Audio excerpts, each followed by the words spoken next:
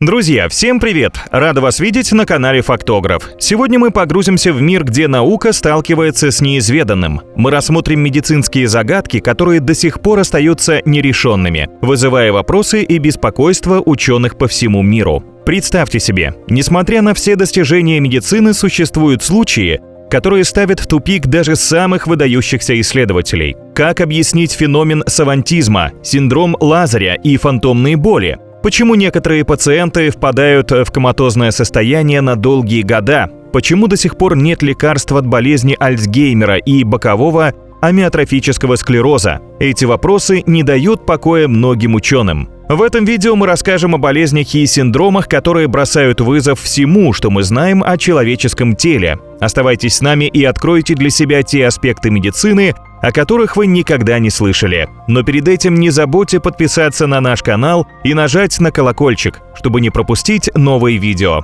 А теперь поехали!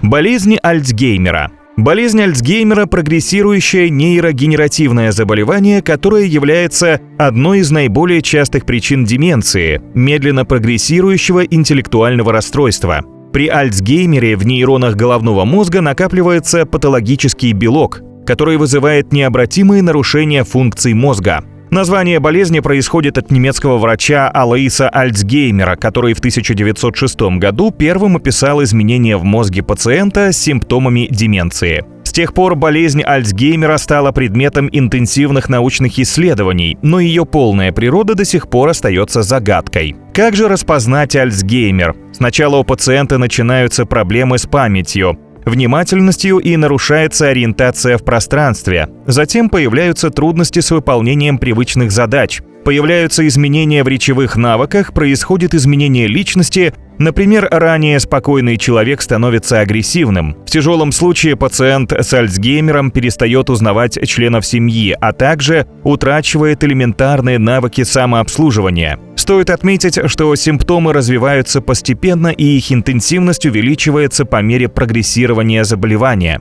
Точные причины Альцгеймера до конца не изучены. Но болезни может способствовать генетическая предрасположенность, образ жизни и сопутствующие заболевания. Альцгеймер встречается у 5% населения в категории 60+. У людей в возрасте 85 и более лет Альцгеймер проявляется у 30-40%. Неудивительно, что сегодня это заболевание называют чумой 21-го столетия, ведь даже несмотря на распространенность болезни во всем мире, лечения от нее до сих пор нет. Феномен савантизма. Синдром савантов – это редкое и удивительное состояние, при котором человек обладает исключительными умениями на фоне общего снижения интеллектуального или социального функционирования. Этот феномен сочетает в себе необычайные таланты и серьезные сложности в повседневной жизни. Еще век назад исследователи обнаружили, что синдром савантов связан со значительными повреждениями левого полушария мозга. Причинами их возникновения могут быть или враждебные аномалии, или болезни центральной нервной системы, или травмы головы. Однако физиология процесса пока остается загадкой для ученых. Как же это работает? Представьте себе, что в нашем мозгу есть огромный темный подвал, который психологи называют бессознательным, где хранится все, что мы когда-либо видели, слышали, нюхали и так далее. И все было бы отлично, если бы не одно «но». Достать и структурировать эту информацию в рандомный момент обычному человеку практически невозможно. Вспомните, как вы не можете вспомнить нужное слово или не можете отделаться от назойливой песенки, но саванты способны заходить в свой подвал, как в ярко освещенную мастерскую, брать нужное и использовать с блеском. Так, человек с синдромом саванта может быть способен повторить несколько страниц текста, услышанного им всего один раз, безошибочно назвать результат умножения многозначных чисел, как будто результат ему известен заранее, или сказать, на какой день недели придется 1 января 3001 года. Также есть саванты, способные пропеть все услышанные арии, выйдя из оперы или начертить картину Лондона после единственного полета над городом. Встречается феномен чрезвычайно редко. В настоящее время в мире таких людей насчитывается около 50. Боковой амиотрофический склероз – неизлечимое нейродегенеративное заболевание, при котором поражаются нервные клетки моторной коры головного мозга и двигательных нейронов. В результате возникает паралич и развивается атрофия мышц. Больные умирают от инфекции дыхательных путей или прекращения функционирования дыхательной мускулатуры. Большинство пациентов умирает в течение нескольких лет. От этой болезни страдал знаменитый физик-теоретик Стивен Хокинг, и он был одним из немногих людей, проживших достаточно долго после постановки диагноза. Хокингу повезло. Болезнь долгое время прогрессировала, а затем практически остановила свое восхождение к дыхательному центру в продолговатом мозгу. БАС, как правило, заболевают люди в возрасте от 30 до 60 лет. В среднем заболевание ежегодно обнаруживают у 1 из 100 тысяч человек. И самая печальная новость – от этой грозной болезни до сих пор не существует лечения. Никакого, даже экспериментального. Иными словами, БАС – это приговор и по-прежнему загадка. Но кое-что ученым удалось установить. Исследователи провели эксперименты на плодовых мушках и узнали, что причиной возникновения болезни является мутация белка убиквилина. Поврежденный белок перестает регулировать работу лизосом – клеточных компонентов, которые отвечают за переработку мусора. Клетки организма, в том числе головного мозга, засоряются и умирают, что приводит к возрастной нейродегенерации. Но работает ли механизм, найденный в организме мушек в теле человека, еще предстоит узнать. Если да, то повышение кислотности лизосом сможет замедлить развитие болезни. Синдром Лазаря. Синдром Лазаря – это спонтанное восстановление нормального сердечного ритма после того, как пациента уже признали мертвым. Невероятно, но мертвые действительно могут оживать. Обычно это происходит, когда врачи пытались реанимировать пациента, но у них не получилось. Почему у синдрома Лазаря такое название? Все очень просто. Этот феномен получил название в соответствии с описанным в Новом Завете воскрешением библейского персонажа Лазаря, который был оживлен Иисусом Христом через 4 дня после смерти. Первые документальные сведения о синдроме Лазаря появились в медицинской литературе в 1982 году, а сам же термин придуман только в 1993. С тех пор прошло почти 4 десятилетия, за которые ученые зафиксировали десятки подобных случаев. Как же объясняется это мистическое явление? Некоторые специалисты уверены, что воскрешение происходит в результате гипервентиляции легких во время реанимационных действий врачей. Кто-то же объясняет данное чудо отсроченным действием лекарственных препаратов, которые получают пациенты во время реанимационных мероприятий. Согласно третьей версии, синдром Лазаря связан с повышенным содержанием калия в крови. В целом, это очень малоизученный феномен, но многие ученые подчеркивают, что о нем важно говорить, даже не зная причин. Фантомные боли. Фантомные боли – одна из самых больших загадок медицины. Как может болеть то, чего нет? И тем более непонятно, как это несуществующее лечить. Тем не менее, фантомные боли реальны, мучительны и сильны. Они могут длиться секунды, минуты, часы или дни.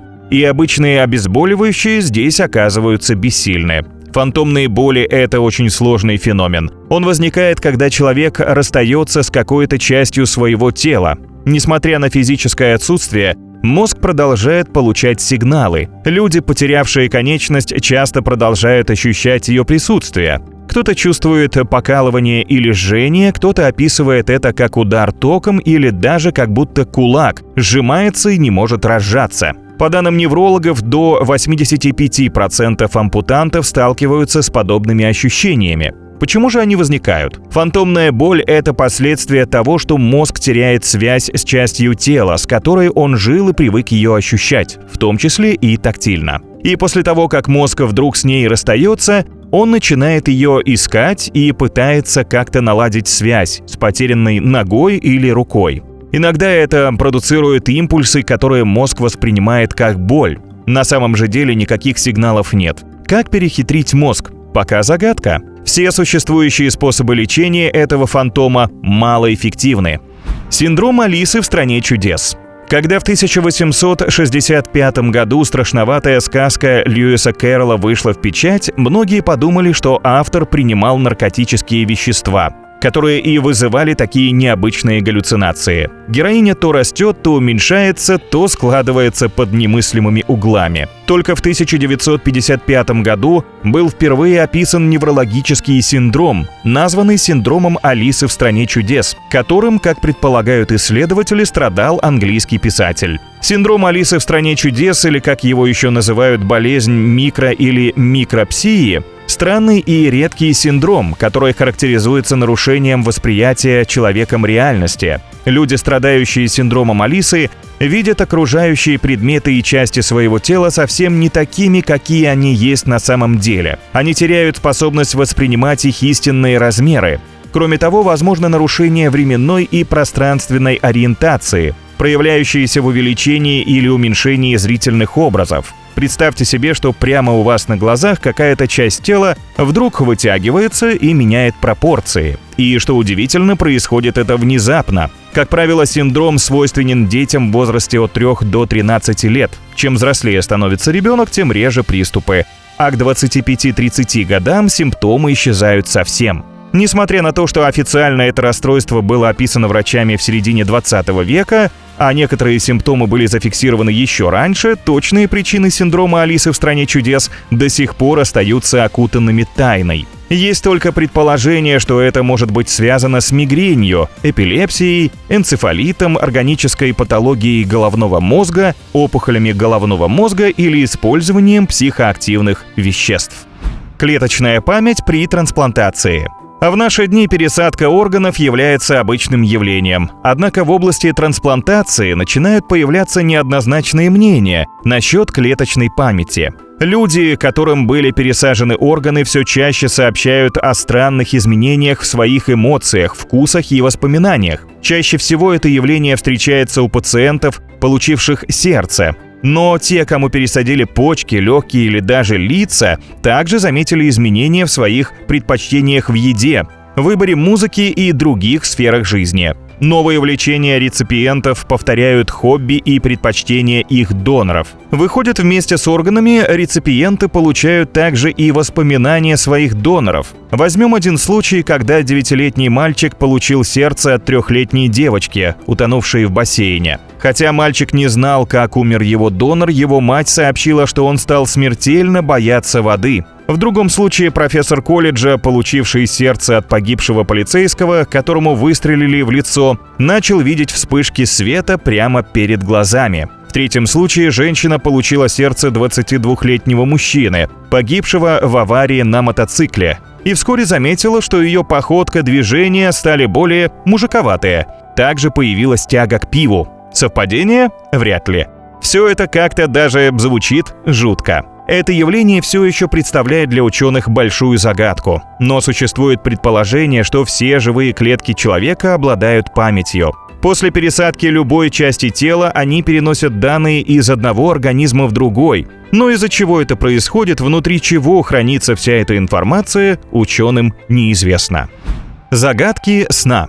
Каждую ночь мы погружаемся в мир, где реальность смешивается с фантазией, а законы физики и логики перестают действовать. Мы парим над городами, беседуем с давно ушедшими родственниками, убегаем от невидимых преследователей или переживаем невероятные приключения. Сны, пожалуй, являются одной из самых загадочных граней человеческого существования. Почему мы видим сны? Ученые не имеют исчерпывающего ответа на этот вопрос, но имеют предположение. Исследователи считают, что сны помогают мозгу обрабатывать и систематизировать информацию, полученную за день, а также помогают нам справиться с эмоциями, особенно с негативными. Большинство снов происходит во время фазы быстрого сна, когда активность мозга почти такая же, как при бодрствовании. Но как они формируются? Этот механизм до сих пор остается одной из самых больших загадок нейробиологии. Хорошо, а что сны означают? Зигмунд Фрейд считал, что сны – это выражение наших подсознательных желаний и страхов. Однако современная наука скептически относится к этой теории, так как она трудно поддается проверке. Но все же современный уровень науки не позволяет детально изучать сновидения. На сегодняшний день нет ни одной теории, объясняющей причины и механизмы снов.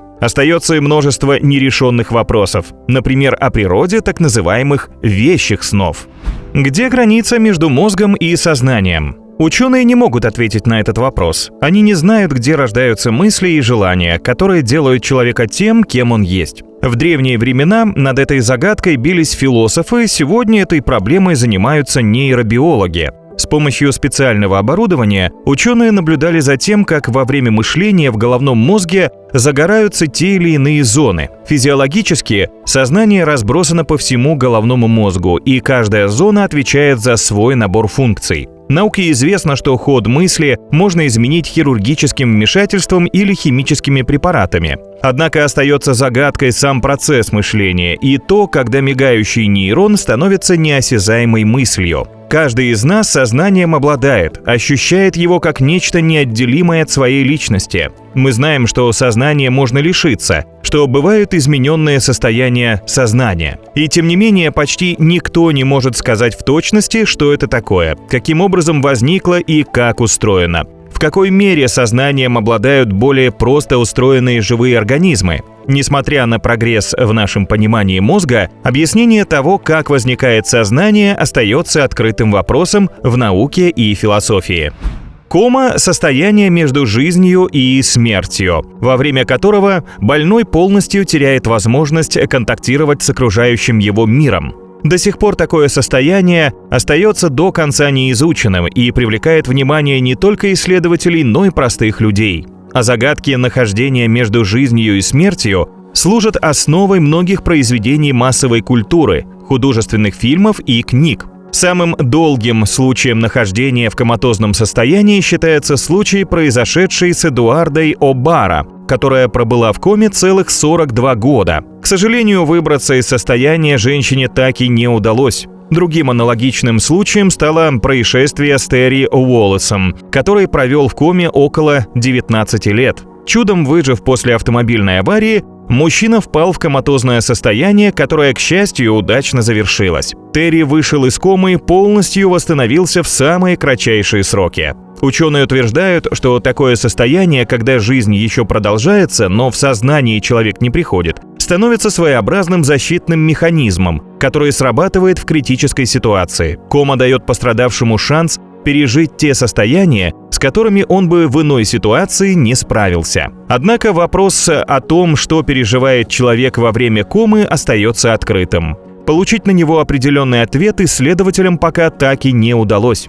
Невозможно и с точностью предсказать, когда человек вернется в сознание, и вовсе произойдет ли это когда-нибудь. На этом у нас все, друзья. Спасибо вам за просмотр. Не забудьте поделиться с нами в комментариях, какая медицинская загадка из нашей десятки шокировала вас больше всего.